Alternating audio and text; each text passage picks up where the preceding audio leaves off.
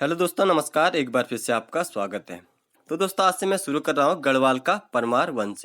तो दोस्तों, इससे पहले हमने जो कुमाऊं का चंद वंश के बारे में पूरा पढ़ चुके हैं। तो दोस्तों, वो वीडियो भी आप जरूर देखें।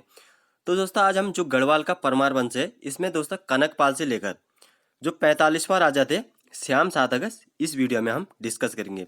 तो दोस्तों, जो जो इम्पोर्टेंट राजा होंगे उन्हीं के बारे में डिस्कस करेंगे। जैसे दोस्तों, जो पंवार वंश का प्रथम राजा कौन था?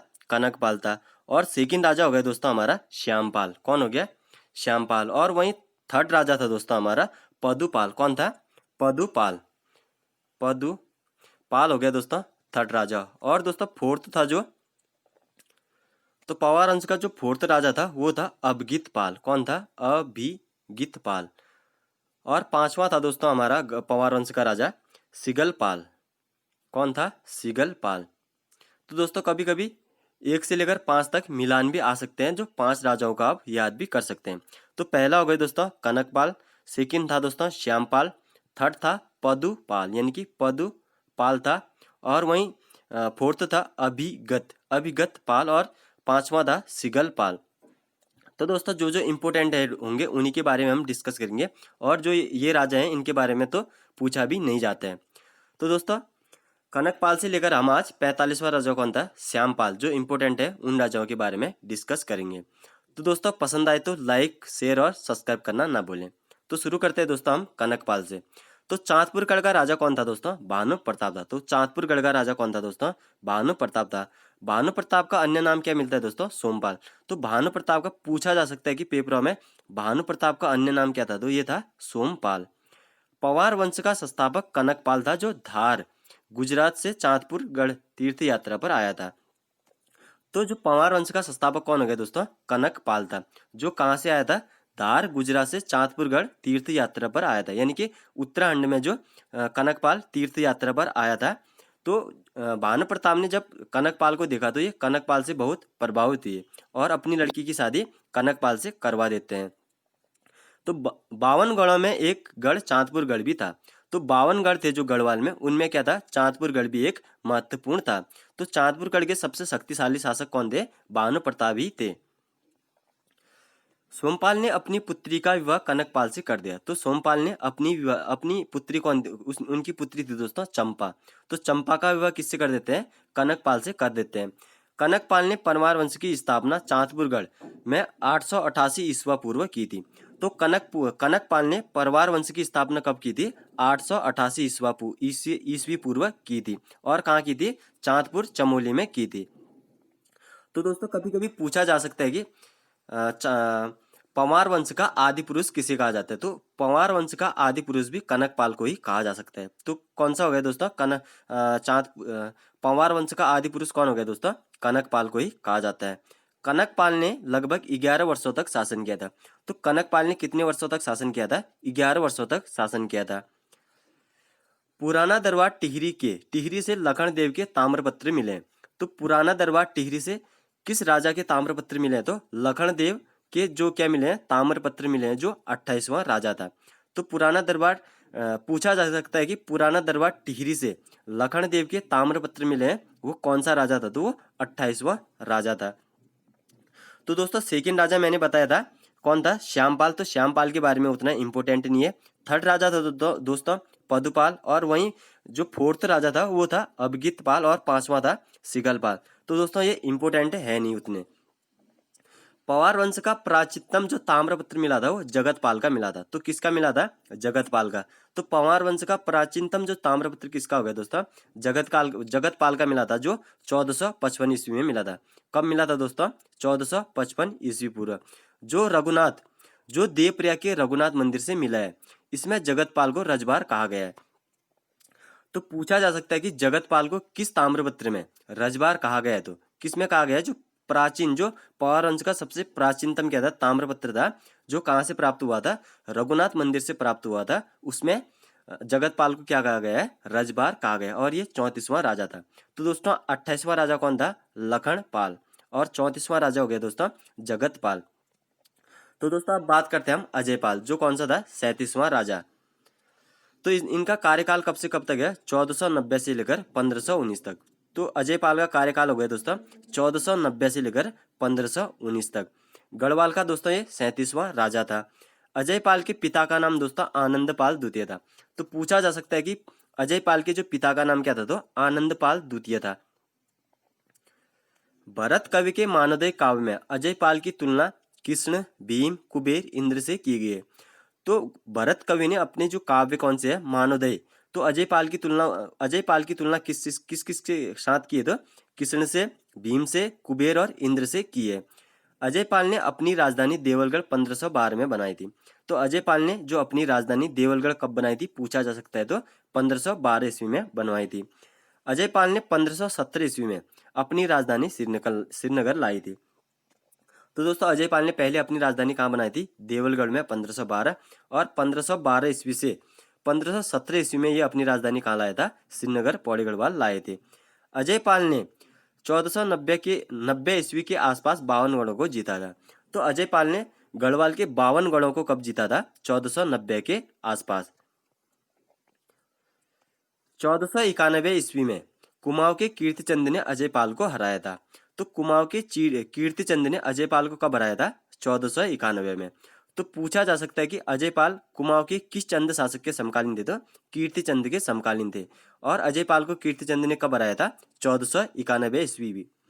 गढ़वाल का कृष्ण या भीम किसे कहा जाता है, अजय पाल को कहा जाता है, जो हमने पहले डिस्कस कर दिया है। गढ़वाल राजाओं की कुलदेवी राज राजेश्वरी थी।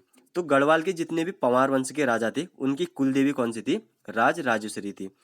गढ़वाल देवलगढ़ में गोरखनाथ पंथ के सन्यासी सतनाथ का आवास था। तो देवलगढ़ में गोरखनाथ पंथ के सन्यासी कौन थे, सतनाथ का क्या था, आवास स्थल था। अजय पाल गोरखनाथ पंथ के अनुयायी था। तो अजय पाल किनको मानते थे, गोरखनाथ पंथ को मानते थे और इनके क्या थे, अनुयायी थे। गोरखनाथ पंथ के अन्य अनुयायी कौन थे दोस्तों, भरत हरि व गोपीचंद थे। तो गोरखनाथ के अन्य यानी कि अजय पाल तो गोरखनाथ का क्या था, अनुयायी था ही था। यानी कि गोरखनाथ के अनुयायी कौन कौन से हो गए दोस्तों, अजय पाल पहला हो गया, भरत हरि और गोपीचंद क्या थे, गोरखनाथ के अनुयायी थे। सांवरी ग्रंथ में अजय पाल को आदिनाथ कहा गया है। तो पूछा जा सकता है कि किस ग्रंथ में यानी कि किस पुस्तक में अजय पाल को आदिनाथ कहा गया है, तो ये सांवरी ग्रंथ में अजय पाल को क्या कहा गया है, आदिनाथ कहा गया है। सांवरी ग्रंथ के लेखक हो गए दोस्तों सूरवीर सिंह। कौन हो गए, सूरवीर सिंह। तो सांवरी ग्रंथ किसकी होगी दोस्तों, सूरवीर सिंह की होगी। और सांवरी ग्रंथ में अजय पाल को क्या कहा गया है, आदिनाथ कहा गया है। यह एक हस्तलिखित ग्रंथ है। और सांवरी ग्रंथ क्या है दोस्तों, एक हस्तलिखित ग्रंथ है सांवरी ग्रंथ। तो सांवरी ग्रंथ किसकी होगी, सूरवीर सिंह की। तो अजय पाल की मृत्यु होती है दोस्तों 1519 ईस्वी में। तो अजय पाल की मृत्यु होगी 1519 में। तो अजय पाल का उत्तराधिकारी कल्याण शाह था। तो अजय पाल का उत्तराधिकारी कौन था, कल्याण शाह, यानी कि 38वां राजा हो गया। और अजय पाल के पिता का नाम क्या था दोस्तों, आनंद पाल द्वितीय था। अब बात करते हैं दोस्तों सहजपाल की। तो सहजपाल था 42वां राजा। कौन सा था, 42वां राजा था।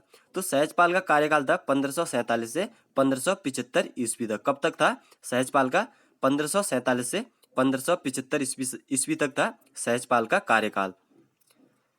देवप्रयाग के क्षेत्रपाल मंदिर के द्वार पर एक शिलालेख 42वें राजा सहजपाल का मिलता है। तो सहजपाल का जो उल्लेख किस मंदिर में मिलता है, तो देवप्रयाग के क्षेत्रपाल मंदिर के द्वार पर एक शिलालेख में मिलता है सहजपाल का उल्लेख। देवप्रयाग रघुनाथ मंदिर में घंटी पर लेख राजा सहजपाल का मिलता है।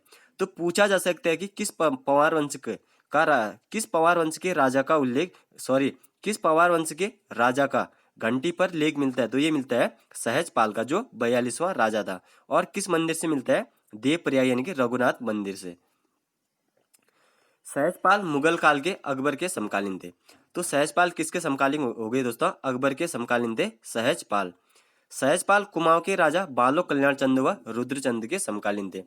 तो पूछा जा सकता है कि ये भी पूछा जा सकता है कि दोस्तों सहजपाल कुमाऊं के किन राजाओं के समकालीन था, तो ये थे बालो कल्याण चंद यानी कि राजा बालो कल्याण चंद और रुद्रचंद के समकालीन थे सहजपाल। यानी कि ये दोस्तों ये गलत लिखे है, टाइपिंग हो गया है। मानवोदय काव्य थी दोस्तों भरत कवि की। किसकी थी, मानवोदय काव्य भरत कवि की। तो भरत कवि की मानवोदय काव्य में किसकी दोस्तों, भरत कवि की मानवोदय काव्य में सहजपाल को राजनीतिक में चतुर तथा संग्राम में शत्रु को संताप देने वाला कहा गया है। तो सहजपाल को जो भरत कवि की मानवोदय काव्य है पुस्तक है उसमें क्या कहा गया है, राजनीति में चतुर तथा संग्राम में शत्रु को संताप देने वाला कहा गया है। तो पूछा जा सकता है कि पवार वंश के किस राजा को भरत कवि की मानवोदय काव्य में राजनीतिक में चतुर तथा संग्राम में शत्रु को संताप देने वाला कहा गया है, तो ये कहा गया है मानवोदय काव्य में। और मानवोदय काव्य किसकी होगी दोस्तों, भरत कवि की। अब है दोस्तों बलभद्र शाह। तो बलभद्र शाह कौन से राजा थे, 43वें राजा थे पवार वंश के। तो बलभद्र शाह क्या थे, 43वें राजा थे पवार वंश के। और इनका कार्यकाल हो गया 1575 से लेकर 1591 तक। तो बलभद्र का कार्यकाल हो गया दोस्तों 1575 से लेकर 1591 ईस्वी तक।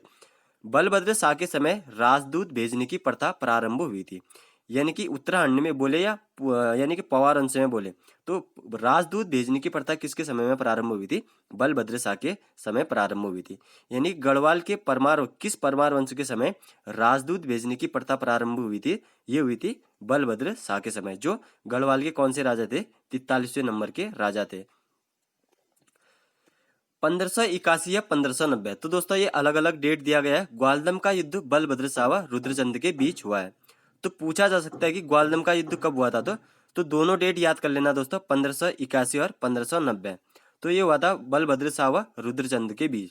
तो दोस्तों यही याद कर लो, ग्वालदम का युद्ध किन किन के मध्य हुआ था, बलभद्र शाह और रुद्रचंद के बीच। यानी कि बलभद्र के शासनकाल में कुमाऊं का राजा कौन था, तो रुद्रचंद था।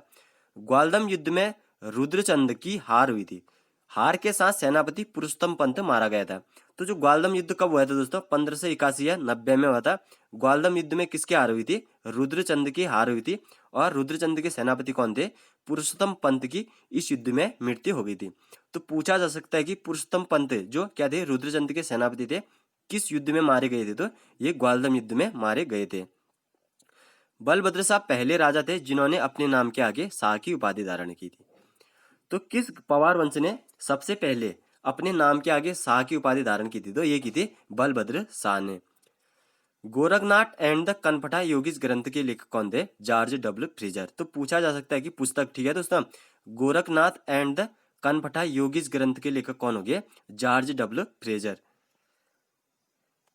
कवि देवराज ने बलभद्र शाह की तुलना भीमसेन समूह बलि से की है। तो कवि देवराज ने बलभद्र शाह की तुलना किससे की है, भीमसेन समूह बलि से की है। ठीक है दोस्तों, अब पढ़ते हैं मानसा। तो पवार वंश का जो मानसा कौन से नंबर का राजा हो गया, 44वें नंबर का राजा हो गया मानसा। तो मानसा का कार्यकाल था 1591 से 1611 ईस्वी तक। कुमाऊं चंद शासक लक्ष्मी चंद और रुद्रचंद के समकालीन थे। तो मानसा के समय कुमाऊं के राजा कौन कौन थे, लक्ष्मी चंद व रुद्रचंद थे। और ये क्या हो गए, मानसा इनके समकालीन हो गए। मुगल वंश में अकबर और जहांगीर के समकालीन थे मानसा। तो मुगल वंश में किसके समकालीन हो गए, अकबर और जहांगीर के समकालीन हो गए मानसा। भरत कवि व जीतू बगड़वाल मानसा के क्या थे, समकालीन थे। कौन कौन से कवि मानसा के समकालीन थे, भरत कवि और जीतू बगड़वाल क्या थे, मानसा के समकालीन थे। तो मानसा का राजकवि भरत कवि ने मानवोदय काव्य की रचना की थी। तो मानवोदय काव्य की रचना किसने की थी, भरत कवि ने की थी। और ये जो मानवोदय काव्य है दोस्तों, वो संस्कृत भाषा में, किस भाषा में है दोस्तों, संस्कृत भाषा में है मानवोदय काव्य। अगला है दोस्तों, भरत कवि जहांगीर का ज्योतिष भी था। तो भरत कवि क्या था, जहांगीर का ज्योतिष भी था। जहांगीर ने उन्हें ज्योतिष राय की उपाधि भी दी थी। तो पूछा जा सकता है कि जहांगीर ने किन्हें ज्योति राय की उपाधि दी थी, तो ये दी थी भरत कवि को। तो भरत कवि के क्या थे, जहांगीर के क्या के ज्योतिष भी थे, इसीलिए जहांगीर ने इन्हें ज्योति राय की उपाधि दी थी। मानसा के काल में चंद शासक लक्ष्मी चंद ने गढ़वाल पर 7 बार आक्रमण किया, लेकिन वह हर बार क्या रहा, पराजित रहा। तो किसके शासनकाल में लक्ष्मी चंद ने गढ़वाल पर आक्रमण किया था, तो मानसा के शासनकाल में क्या किया था, लक्ष्मी चंद ने गढ़वाल पर आक्रमण किया था। लेकिन वह क्या 7 बार कितनी बार आक्रमण किया था, 7 बार आक्रमण किया था, लेकिन वह हर बार क्या रहा, पराजित किया था। लेकिन दोस्तों जब 8वां युद्ध हुआ था, कब, 1605 में 8वां युद्ध हुआ था, जो गढ़वाल सैनिक खतर सिंह मारा गया। इसी कारण कुमाऊं में खतड़वा महोत्सव मनाया गया। तो जो लक्ष्मी चंद ने गढ़वाल पर विजय, यानी कि गढ़वाल पर कब विजय प्राप्त की थी, तो ये की थी 1605 में। किसको हराया था? गढ़वाल सैनिक खतर सिंह को मारा था। इसी कारण कुमाऊं में क्या मनाया जाता है? खतड़वा उत्सव भी मनाया जाता है, जो वर्तमान में भी मनाया जाता है दोस्तों, खतड़वा उत्सव। मानसा का सेनापति था दोस्तों नंदी। तो पूछा जा सकता है कि मानसा का सेनापति कौन था? नंदी था। तो मानसा का सेनापति कौन हो गया? Nandi. The early travel in India के लेखक हुए दोस्तों श्री फोस्टर। तो the early travel in India के लेखक कौन हो गया दोस्तों? श्री फोस्टर। ये आए थे दोस्तों कुमाऊं में 1608 से 1611 तक, यानी कि गढ़वाल में, यानी कि उत्तराखंड में आए थे। कौन? श्री फोस्टर। इसने अपनी पुस्तक में गढ़वाल के राजाओं की राजधानी श्रीनगर बताए। तो श्री फोस्टर की कौन सी पुस्तक होगी? The early travel in India. तो the early travel in India के लेखक कौन हो गए? श्री फोस्टर। इसी बुक में इन्होंने क्या बताया? जो गढ़वाल के राजा थे उनकी राजधानी कहाँ बताई है? तो श्रीनगर बताई है। तो दोस्तों अब बात करते हैं श्याम शाह। तो श्याम शाह थे 45वें राजा। कौन थे गढ़वाल के? 45वां राजा थे श्याम शाह। श्याम शाह का नाम प्रसिद्ध ग्रंथ जहांगीर में भी मिलता है। तो श्याम शाह का नाम किस में मिलता है? प्रसिद्ध ग्रंथ जहांगीर में भी मिलता है श्याम शाह का नाम। तो दोस्तों इनका कार्यकाल कब से कब तक था? 1611 से 1631 तक थे श्याम शाह। मुगल शासक जहांगीर ने अप्रैल 1621 में श्याम शाह को घोड़े एवं हाथी उपहार स्वरूप भेंट दिए थे।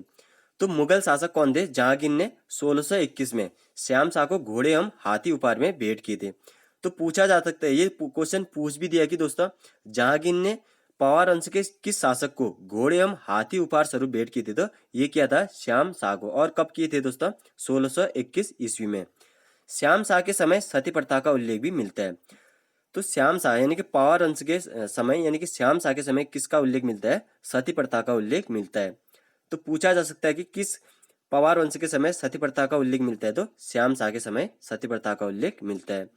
श्याम शाह ने 1615 में सिलसारी नामक ग्राम भूमि का एक अंश विश्वनाथ जोगी को दान में दिया था। तो विश्वनाथ जोगी को भूमि का कौन सा, यानी कि विश्वनाथ जोगी को क्या किया था? श्याम शाह ने भूमि दान दी थी। कौन सी वाली? सिलसारी ग्राम नामक की। इसके समय शिरोमणि ग्रंथ की रचना राजगुरु शंकर देव ने की थी। तो शिरोमणि ग्रंथ के रचनाकार कौन हो गए? राजगुरु। तो ये किसके समकालीन थे? श्याम शाह के समकालीन थे शंकर देव। तो शंकर देव ने किस ग्रंथ की रचना की थी? शिरोमणि ग्रंथ की रचना की थी। श्याम शाही बागान श्याम शाह द्वारा लगवाए गए थे। तो श्याम शाही बागान किसके द्वारा लगाए गए थे? श्याम शाह के द्वारा लगवाए गए थे। तुजुगे जहांगीरी के अनुसार जहांगीर व श्याम शाह के मध्य मैत्रीपूर्ण संबंध मिलते हैं। तो पूछा जा सकता है कि किस पुस्तक के अनुसार जहांगीर व श्याम शाह के मध्य मैत्रीपूर्ण संबंध मिलते हैं? तो तुजुगे जहांगीरी के अनुसार जहांगीर व श्याम शाह के मध्य क्या मिलते हैं? मैत्रीपूर्ण संबंध मिलते हैं। श्याम शाह के समय, सॉरी दोस्तों, श्याम शाह की मृत्यु के पश्चात उनकी 60 रानियों का सती होने का उल्लेख भी मिलता है। श्याम शाह के समय क्या मिलता है? श्याम शाह की मृत्यु के पश्चात दोस्तों 60 रानियां होने का उल्लेख भी मिलता है। 60 रानियों की सती होने का उल्लेख भी मिलता है। दोस्तों 60 रानियां होने के बावजूद भी श्याम शाह की कोई संतान नहीं थी। क्या था? श्याम शाह क्या था? एक निसंतान राजा था।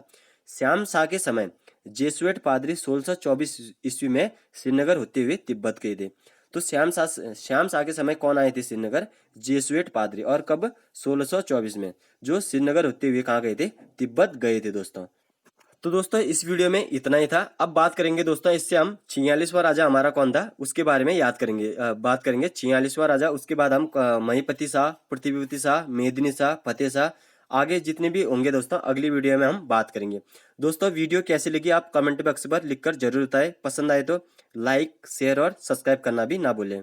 और दोस्तों पीडीएफ के लिए आप कमेंट बॉक्स पर भी लिख सकते हैं जिसको पीडीएफ चाहिए। तब तक के लिए दोस्तों जय हिंद, जय भारत।